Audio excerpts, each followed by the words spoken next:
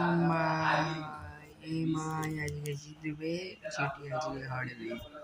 শুধু প্রত্যেক সপ্তাহে গেছি 2 বছর প্রত্যেক সপ্তাহে গেছি। ও বলেছিল বলে হাল ছাড়বে।